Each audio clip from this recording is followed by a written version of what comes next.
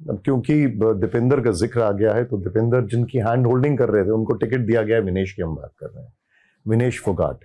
वो hand holding जब वो एयरपोर्ट से आई तो उनको रिसीव किया पूरा। यहां पर ब्रिजभूषण जी का कहना है कि जिस तरीके से कांग्रेस ने उनको टिकट दिया है उससे लगता है कि पूरा आंदोलन उनके खिलाफ कांग्रेस ने करवाया था। देखिए उस समय के जो इश्यूज थे और वो अभी भी ब्रिजभूषण जी जिस तरह से उस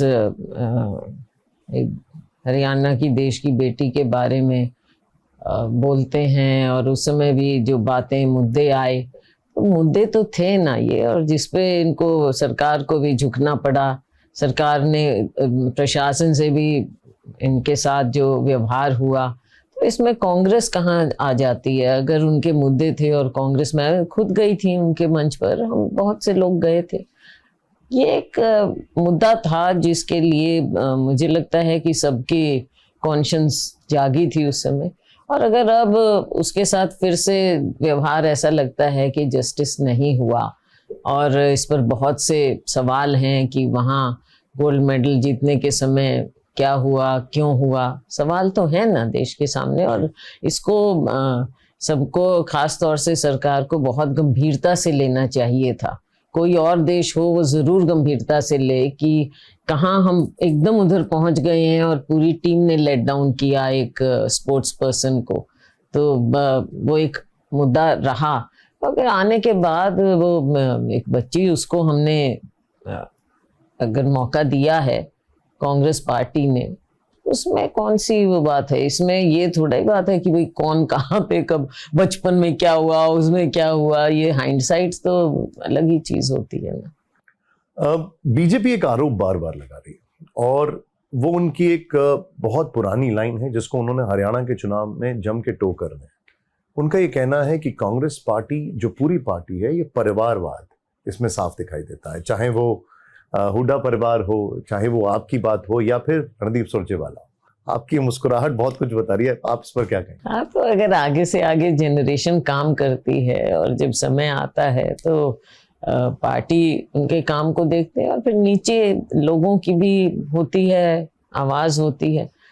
अब तो लेकिन हंसी मुझे इस बात पर आ रही है कि जो परिवारवाद के खिलाफ बोलते हैं आज सबसे ज्यादा वही हमारे यहाँ से ले लेके और अपने यहाँ सब परिवारवाद को तो भाजपा खुद बढ़ा रही है। हरियाणा में आपने देखा, जो हमारे यहाँ से गए उनको सबको दिया, ठीक है, उनको लगा होगा, लेकिन फिर खिलाफ क्यों बोलते हो आप? जो हैं डिजर्विंग उनको दो, आप भी एक्सेप्ट करो इस बात को। मैम एक सवाल इस समय बड़ा मौजूद है कि राहुल गांधी ने इनिशिएट किया और कहा कि इंडिया गठबंधन को मिलकर लड़ना चाहिए, आम आदमी पार्टी के साथ, समाजवादी पार्टी के साथ एक तालमेल बनना चाहिए। चर्चाओं के दौर भी चले, राघव चड्ढा, बावरिया जी बात करते रहे, लेकिन कल अचानक आम आदमी पार्टी ने 20 सीटें घोषित कर दी और 20 में से 11 सीटें वो हैं जहां कांग्रेस पार्टी के ऑलरेडी उम्मीदवार घोषित हैं। तो अब क्या मान लें कि वो जो ख्वाहिश थी राहुल गांधी की वो टूट गई, अब नहीं हो पाया गठबंधन? आप लोग चाहते थे क्या? बात ये है कि शुरू में ही जब इंडिया गठबंधन हुआ, तब पंजाब का एग्जाम्पल ले लीजिए और जगह, तब यही बात थी कि लोकसभा के लिए वो बना था और कहा गया था कि विधानसभा जिस स्टेट में आएगा वहाँ पर लोकल फैक्टर्स को देखते हुए इंडिपेंडेंट डिसीजंस होंगे अलग अलग पार्टियों के साथ। तो यहाँ राहुल जी को लगा कि इन द लार्जर इंटरेस्ट अगर हम इंडिया गठबंधन को राज्य में भी किसी हिसाब से उसको वर्कआउट कर लें तो कोई बुरी बात नहीं है। तो ये तो एक्सप्लोर करने की बात थी। राहुल जी ने इच्छा जो की वो कोई डिटेल्स के लिए नहीं कि आप देख लो, एक्सप्लोर कर लो।